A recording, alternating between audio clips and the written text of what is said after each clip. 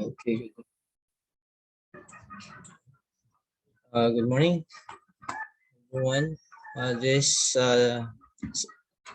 PowerPoint presentation is brought to you by SlideShare. Okay, welcome to University of Mindanao virtual class. So today our lesson is about affixes, and these are the building blocks of English. Yeah. So we will this one.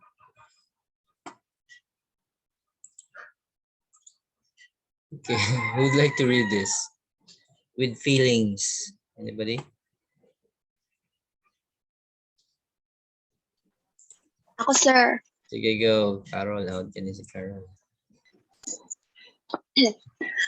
We finally agreed to disagree about agreeing to the agreement that we disagreed about before we agreed we would agree, prior to disagreeing to change the part that we agreed not to disagree on when we agreed to the disagreeable part of the agreement, that they want it in writing. So, i-translate to sa Bisaya. Ambot, sir. Yeah, maski ako, I had a problem determining what does it really mean.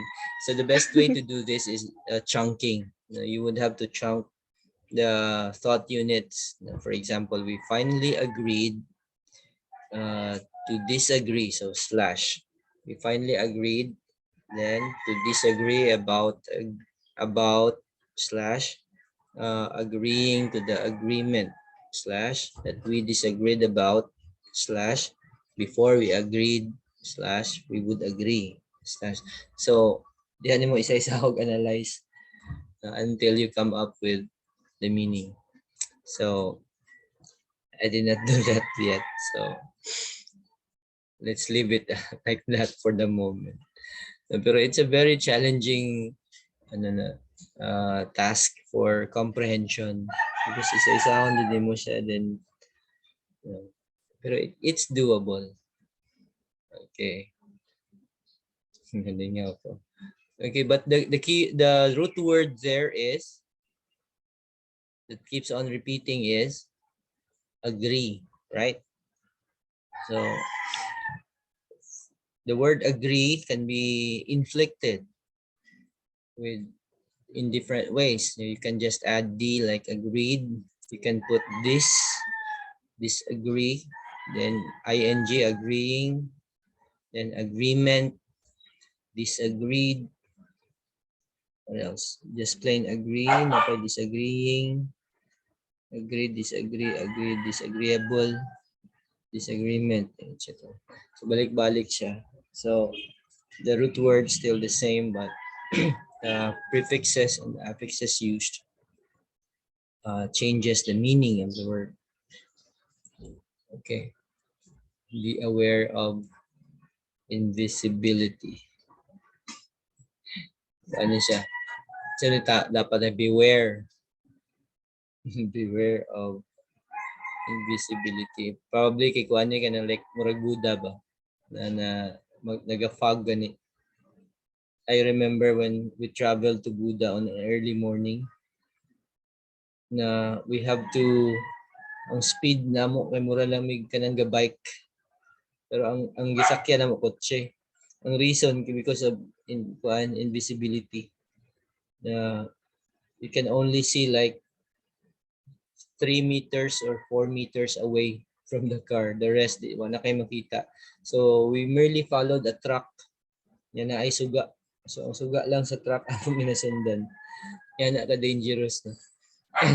And the thing is, ang truck po, gasunod na po sa kilid sa dalan. Wala siya kabalo nga, ang dalan dahil niliko na. Paliko na dito kay nag-wide ang dalan mo. Na-realize na dito mo, di atras na pagbalik. So, nasaag jud mi because of the fog. So mali to ang paan, dapat to beware. What do you mean I'm not aware? I have all the qualifications. Koala dahil siya, koala bear. It's just for fun. Okay, verbomania. What's something verbomania? Insane fondness for animals is called zoomania. Morbid craving for poisons, toxomania. So anything that's mania is talks about crazy about something, obsession with stamp collecting, praise for starting fires, obsession with music, irritational craving for water, praise for flowers. So we never realize that there are words for these things. So are you afraid of words? So you are suffering from this kind of phobia, fear of long words. Hippopotomonstruosis widaliophobia. Okay, so but each of these parts have meanings actually with them. And the last is phobia means fear. And we have phrenomephobia, fear of heights, fear of numbers, fear of being alone or of oneself, fear of books, nabod, bibliophobia, fear of ugliness. So tanggalon ang mga samin sa balay. Okay, fear of meat, fear of time. Ako ginatanaw nga, may tanaw nga movie gabi ni Mrs. Series. Fear of rain, yeah. Naulanan sa nakuyapan. Yun na nga na. Okay, fear of computers, cyberphobia, fear of dentists, fear of confined spaces, claustrophobia. So you notice the use of the words here. So these dili siya necessary words, but ang tawagan ng mga phonemes, no? They carry meanings with them. Gina-attach sila sa word. Una, by analyzing these word parts, they add to the clues that about the meaning of the word. Gymnophobia, nudity. Fear of words, logophobia. Logo is words. Logos. Wala na logic ka ng mga, lain po ito logic is study. Ang logos kay words. Then, an affix is a word element, or we call it a prefix, suffix, or infix. Okay, sa Tagalog, we have something prefix. What is prefix?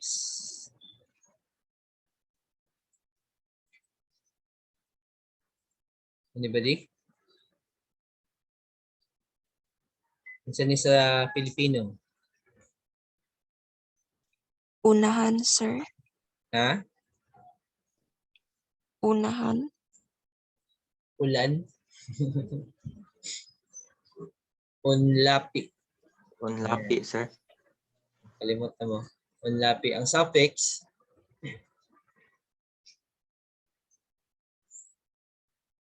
nasa last. Hulapi in Tagalog. Hulapi, sir. Panlapi, sir. Hulapi. Huli. Nasa huli. Hulapi. Infix, muna yung nasa gitna. So, Gitlapi. gitlapi. Yan. Yan. So, same. Okay, so that can be attached to a base or root word to form a new word. So, ang noun is affixation. In adjectives, it's affixable or affixal. But the root word is affix. Okay, affixes are of two types. So we have prefixes occurring before the stem of a word and suffixes occurring after. So seldom umbot murag, I don't know, murag wala kayo infix ang English. Ang Filipino lang daghagit lapi. O sa English, it's either prefix or suffix. Murag wala gani yata, wala infix ang English. Okay, English does not have affixes in the large numbers, about 50 common prefixes. and somewhat fewer common suffixes lang. So muna atong tunan. These are the prefixes which include dis, mal, ex, and semi. As in disinterested, malformed, or malfunction, di ba? Ex-husband, and semi-detached. Suffixes include mga ship, nest, it, and let. As in hardship, goodness, kitchenette, and booklet. Clusters of affixes can be used to build up complex words like nation, national, nationalize, nationalization, denationalization, anti-denationalization. Ayan. So, but still, ang iyang kwan is nation. Ang iyang root word here.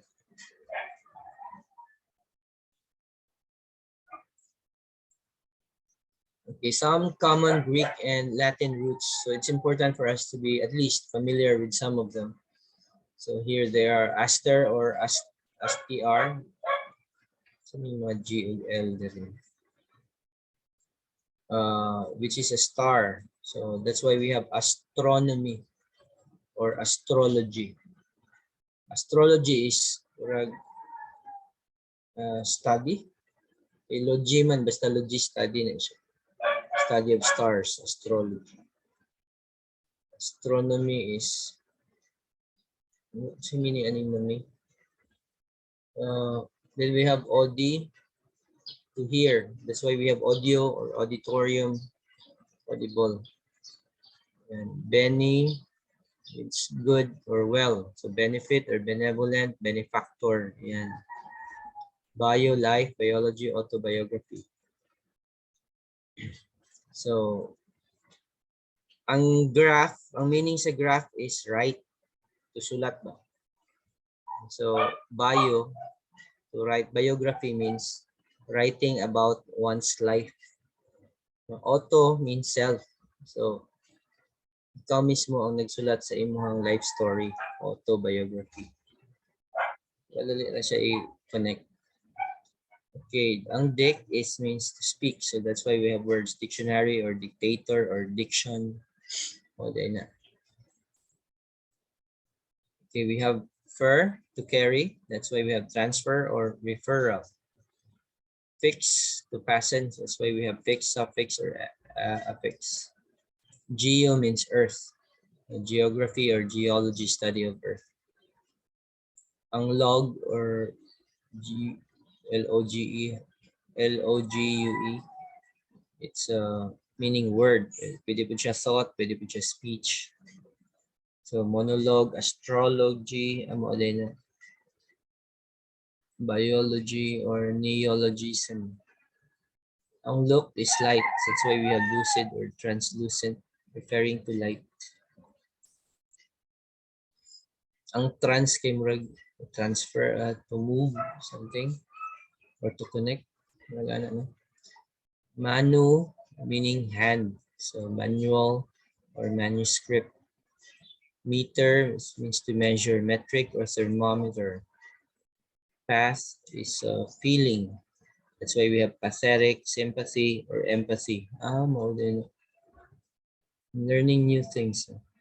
Phys is body or nature. That's why we have physical or physics.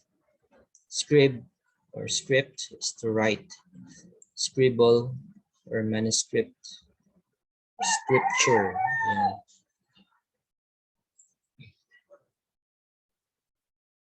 Then tele means far off, layo. So that's why we use the words telephone or television, telegraph, teleport.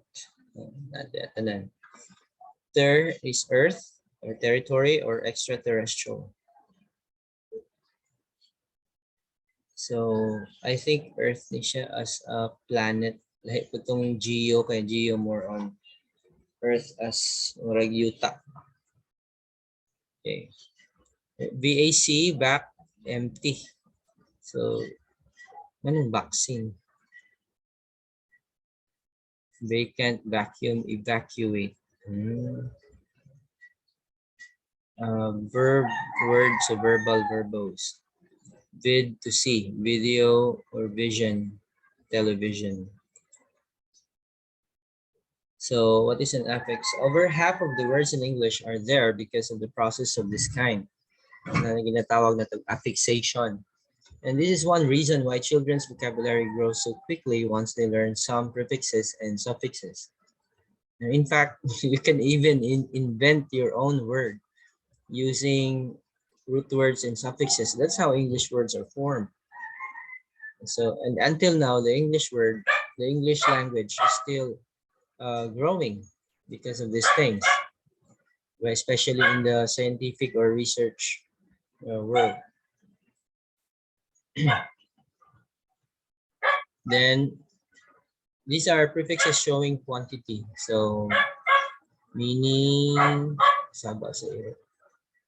Okay, half, semi. So semi-annual, hemisphere. Siya. One, unicycle, mono or monarchy or monorail. Yan. Pag two, binary, bi-monthly, or pwede po siya dilemma. So pa yung mga dichotomy, ayan. So, BI or DI means 2. 100, so century, centimeter, or hectoliter. 1,000, millimeter, millipede, diba? Kaya 1,000 feet daw. Kilometer. Kilo is 1,000 meters, 1 kilometer. So, prefixes showing negation, meaning negation, negative. Like without, no, or not. Wala siya meaning niya. So, A, asexual, for example, so meaning no sex. Anonymous, wala siya name. Or ill, illegal, immoral, invalid, irrelevant, unskilled. So, wala siya mga, pag makakita mo mga anyana ng mga prefixes, negative na siya. No, intolerance, meaning dili ma-tolerate. Ano na siya. Illogical, meaning dili siya logical. Okay, not or absence of. So none. Non-breakable or antacid or antipathy, anti. So opposing or against, we have contra. Contradict, contraindications, contraband. Yan. Opposite to is counter. Counterclockwise or counterweight, counterbalance. Sa motor, ginagamit na mo kay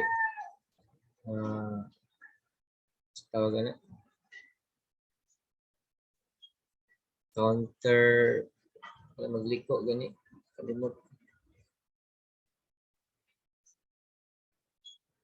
ko sa term, pero common ka na siya, especially sa motor. Kay sa motor baliktad man good. If you want to turn right, liko sa kadaan sa left. Kaya para mo tumba siya, then dito na mo liko. Even ka nang mo-swerve ka, for example na ini tabuk, di kaya nimo balihon sa nimo kung asa nimo to go left, turn right first.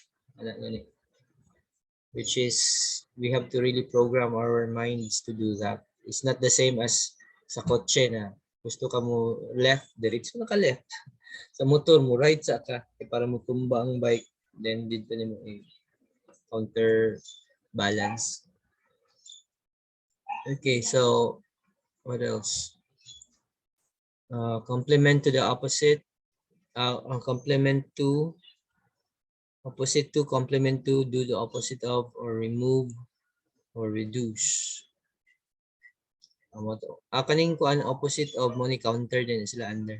Kaning remove and reduce, mo ning dehorn, devitalize, devalue, debone, decode, wala siya D. To do the opposite of is, or to deprive of, we call this or disarm, disestablish. Then wrongly or bad, ang ginagamit na to misinformed. Wrongly informed na siya. mislead, misjudge. Okay, prefixes showing direction or position. So we have above, over, supervise, mo na siya. Wala, super ang tawag. So, superior. Pag above or over sa imo. Excuse. Across or over, meaning itabok. So we have trans mo, din ang meaning sa trans. That's why we have transportation, translate. So below or under, we have infrastructure, or subterranean, or hypo. Subterranean, like like submarine. Muna nasa naka-submerge siya sa underwater. Or the word submerge.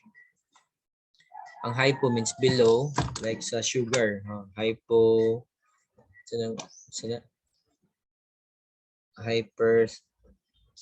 hyperglycemic, sobrang sugar mo, hyper. Pag below, hypoglycemic.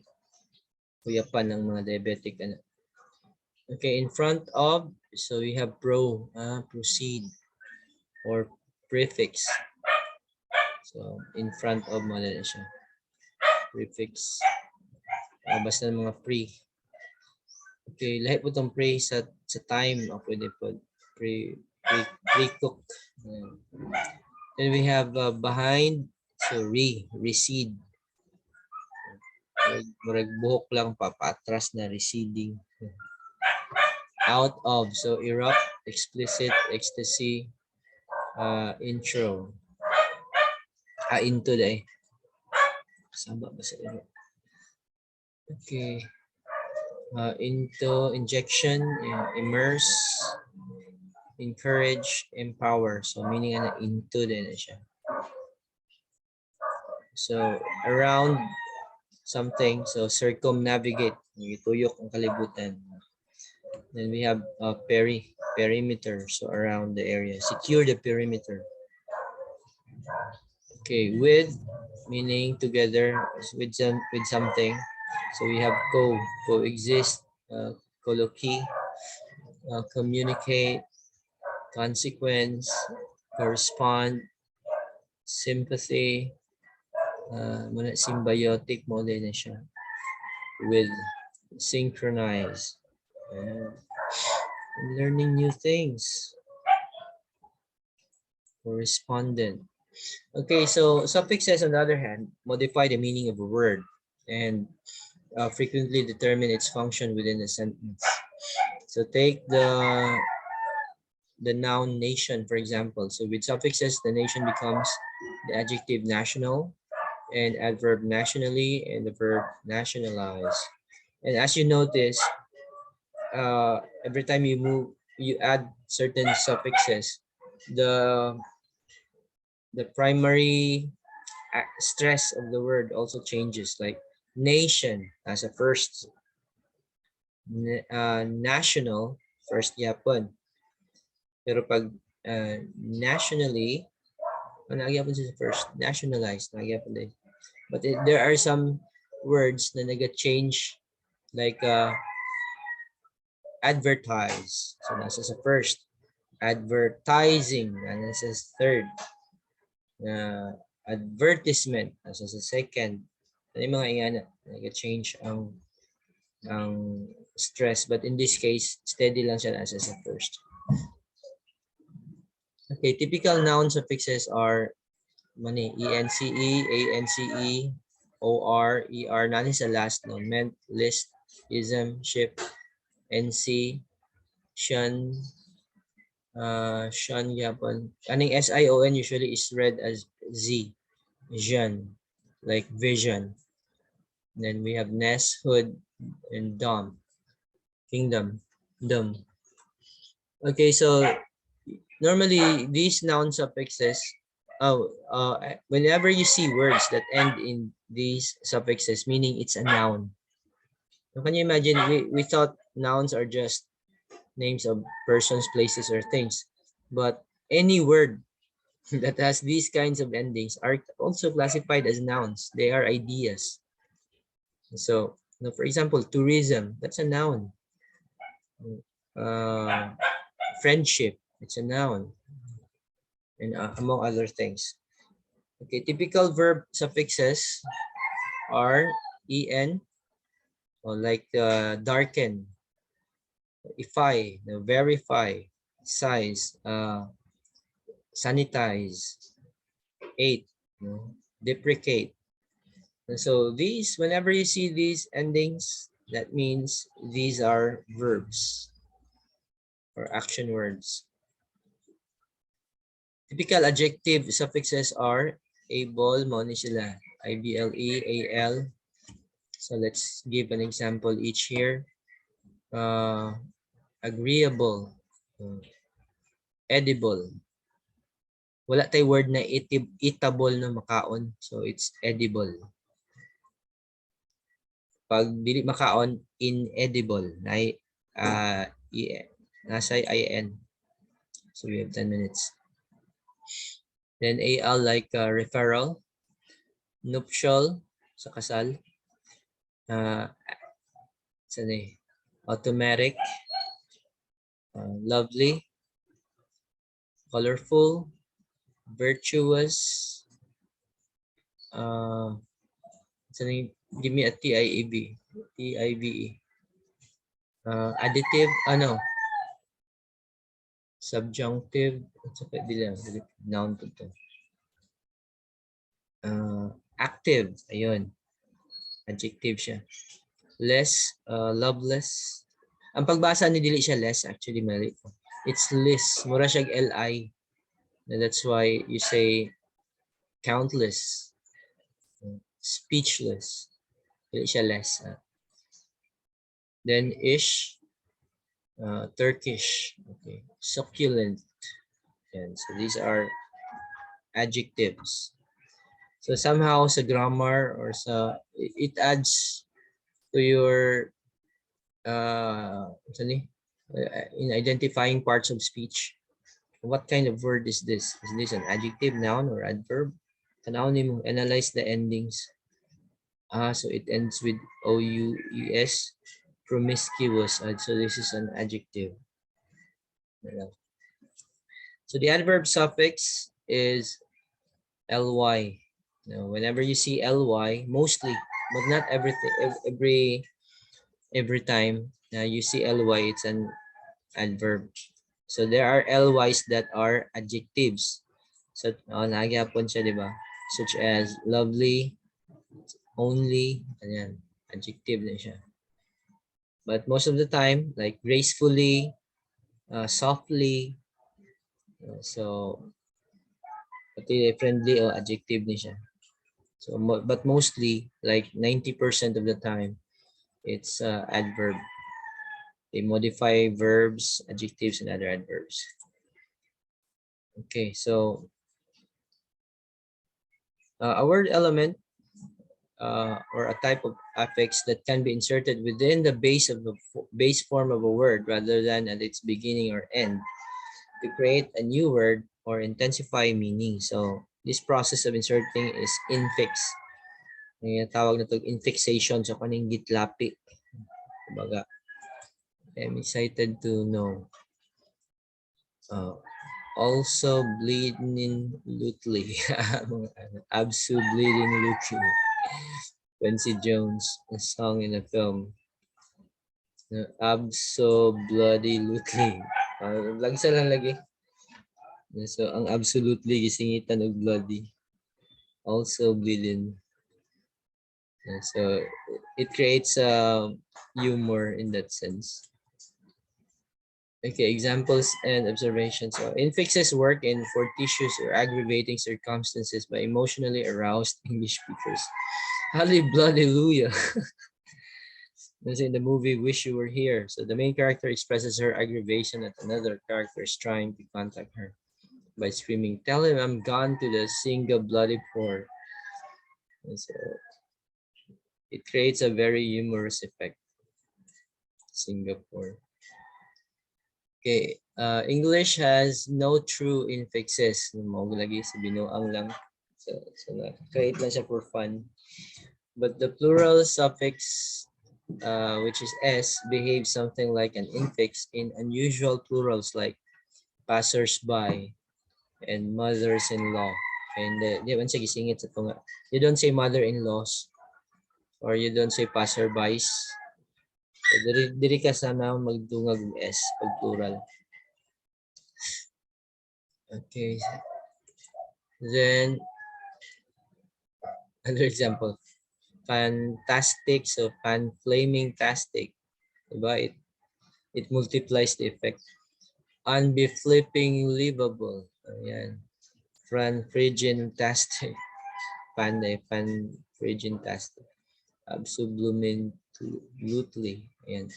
Seldom you will hear these words. So a man's useless tuxedo could be blank into a woman's smart town suit. Could be, say pwede mabutang dali, exercises. Useless tuxedo would be transformed. Ayan. Into a woman's smart town suit. Lagi mga videos na mga kanang mga tights na pwede siya mahimong sanina or ang mga shorts ma-convert din into t-shirts. Pangguntingan lang, butangan lang. Guntingon lang tong singit na part, awa na.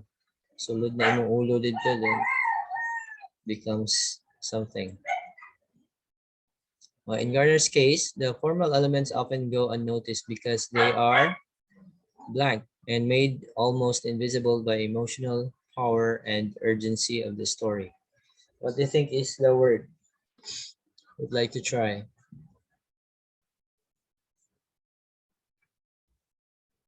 They go unnoticed because they are Submerge. submerged. Very good. Sub, nakatago sa ilalim. And made almost invisible by emotional power and urgency of the story.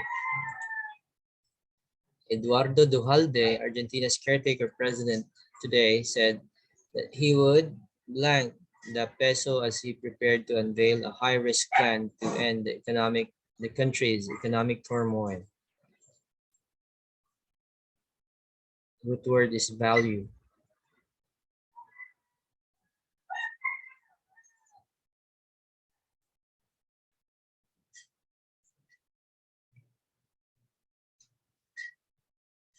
Devalue, I think.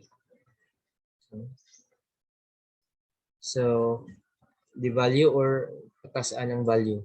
Kung patasan, si tawag, I'm not sure. So I think kung pababaan, devalue siya. The Maya priests discovered, however, that they had slightly blanked the average synodic period of Venus.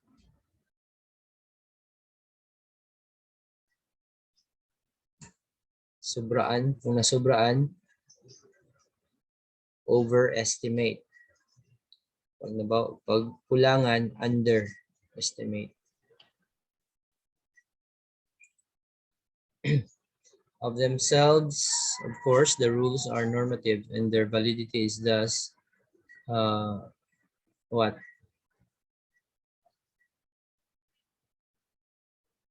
And their validity is thus lacked by issues of fact. For sure.